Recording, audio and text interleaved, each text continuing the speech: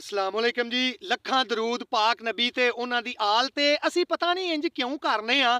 ਕਿਸੇ ਹੋਟਲ ਤੇ ਜਾਂਦੇ ਆ, ਕਿਸੇ ਰਿਸ਼ਤੇਦਾਰ ਨਾਲ ਕਿਤੇ ਵਾਂਡੇ, ਕਿਤੇ ਜਿੱਥੇ ਇੰਜ ਦੀ ਜਗ੍ਹਾ ਤੇ ਕਿ ਚਾਹ ਦਿੱਤੀ ਏ ਤੇ ਉਹਨਾਂ ਨਾਲ ਚੀਨੀ ਵੀ ਦੇ ਛੜੀ ਏ।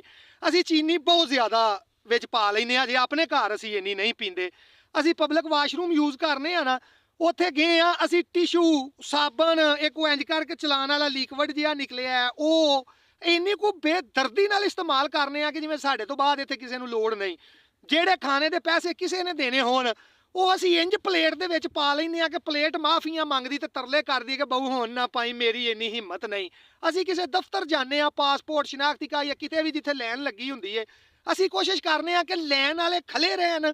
ਇਹ ਤੇ ਪਾਗਲ ਨੇ ਲਾਈਨ 'ਚ ਲੱਗੇ ਨੇ, ਉਹਨਾਂ ਤੋਂ ਪਹਿਲਾਂ ਅੱਗੇ ਜਾ ਕੇ ਆਪਣੇ ਕਾਗਜ਼ ਦੇਈਦੇ ਨੇ, ਅੱਗੋਂ ਫਿਰ ਅੰਦਰ ਵਾਲਾ ਬੰਦਾ ਆਂਦਾ ਕੋ ਪਿੱਛੇ ਲਾਈਨ 'ਚ ਜਾ। ਉਹ ਪਾਗਲ ਨਹੀਂ ਜਿਹੜੇ ਖਲੇ ਨੇ, ਬਿਜ਼ਤ ਹੋ ਕੇ ਤੇ ਫਿਰ ਪਿਛਾਂ ਆਈਦਾ। ਜਿੱਥੇ ਅਸੀਂ ਕਿਤੇ ਕੰਮਕਾਜ ਕਰਨੇ ਆ, ਦੁਕਾਨਾਂ ਤੇ, ਫੈਕਟਰੀਆਂ 'ਚ, ਕਾਰਖਾਨਿਆਂ 'ਚ, ਦਫ਼ਤਰਾਂ 'ਚ, ਉੱਥੋਂ ਦੀਆਂ ਲਾਈਟਾਂ ਨਹੀਂ ਬੰਦ ਕਰਦੇ। ਆਪਣੀ ਅਸੀਂ ਅਗਰ ਘਰੋਂ ਨਿਕਲਣ ਲੱਗੀਏ, ਤਾਲਾ ਮਾਰੀਏ, ਗੀਜ਼ਰ, ਲਾਈਟਾਂ, ਮੋਟਰ, ਹਰ ਸ਼ੈ ਬੰਦ ਕਰਕੇ ਜਾਂਦੇ ਆ। ਯਾਰ ਉਹ ਦੂਜਾ ਵੀ ਸਾਰਾ ਸਾਡਾ ਹੀ ਹੁੰਦਾ ਹੈ। ਆਪਣਿਆਂ ਕੰਮਾਂ ਦਾ ਤੇ ਅਸੀਂ ਐਡਾ ਧਿਆਨ ਰੱਖਦੇ ਆ ਕਿ ਕਿਸੇ ਦੁਕਾਨ ਤੇ ਗਿਆ, ਸਾਡਾ 1000 ਰੁਪਈਆ ਬਿੱਲ ਬਣੇ ਨਾ, ਅਸੀਂ 4 ਨੋਟ ਸਾਡੇ ਕੋਲ ਹੋਣ ਤੇ ਉਹ 4 ਦੇ ਵਿੱਚੋਂ ਸਭ ਤੋਂ ਪੁਰਾਣਾ ਨੋਟ ਕੱਢ ਕੇ ਦਿੰਦੇ ਆ, ਨਵਾਂ ਨਹੀਂ ਦਿੰਦੇ। ਕਿਉਂ? ਨਵਾਂ ਵਾਲਾ 1100 ਦਾ ਉਹ ਦੇ ਛੜੀਏ ਤੇ ਕੀ ਏ। ਇੰਜ ਕਰ ਕਰਕੇ ਨਵੇਂ ਨੋਟ ਤੇ ਸਾਡੇ ਇੰਜ ਤੇ ਦਿਮਾਗ ਟਿਕ ਗਏ ਨੇ। ਕੋਈ ਬੰਦਾ ਸਾਨੂੰ ਨਵਾਂ ਨੋਟ ਦੇ ਤੇ ਸਾਨੂੰ ਯਕੀਨ ਹੀ ਨਹੀਂ ਹੁੰਦਾ, ਅਸੀਂ ਉਹਨੂੰ ਚੈੱਕ ਕਰ ਕਰਕੇ ਹੱਥ ਮਾਰ ਮਾਰ ਕੇ ਉਹਦਾ ਬਾਬਾ ਪੁੱਠਾ ਕਰ ਛੱਡਦੇ।